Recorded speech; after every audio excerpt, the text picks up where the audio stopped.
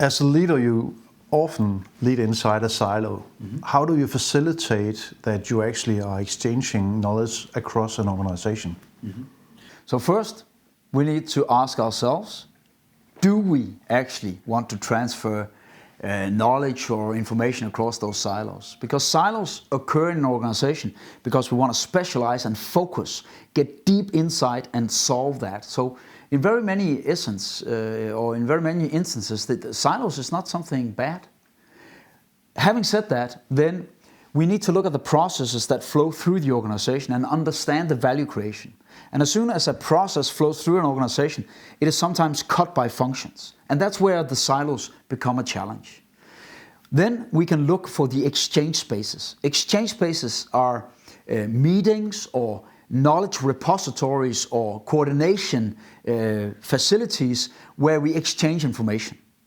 So we have some coordination spaces, and that's where we have to coordinate. So the production planner has to get information on how much raw material and what's the production plan for next week. And so we need that coordination meeting every week. That comes by itself. We can optimize them, but usually it comes by itself. Then we've got some solution spaces where we need to make something change or make something happen. So we need to implement a new IT system. We want to use more functionalities in a process or anything. Then we've got to start and a stop of a project. We get people together, we train them, we make sure that they start working in the new way, and then we end that solution space. Those two are driven by need in the organization. The third kind of exchange space, which is a learning space, is very often driven by leadership, because we want some value that doesn't just occur by itself, because there's not a natural interdependence that means that people have to coordinate.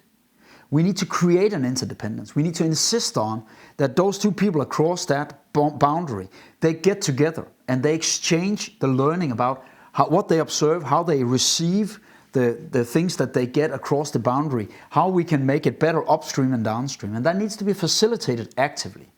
That requires a lot of leadership. So part of contextual leadership is to identify where is it that we can actually turn up interdependence in the organization to drive that knowledge exchange.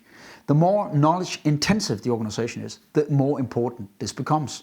So having joint repositories, databases, ways of accessing the knowledge. So in a company where you do a lot of drawings, how do we get the protocols right so we all do the drawings in the same way so we can actually leverage that?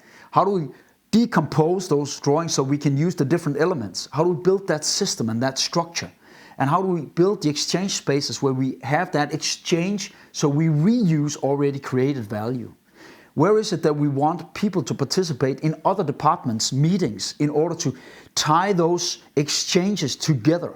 So this needs to be orchestrated actively, and that's an important part of contextual leadership.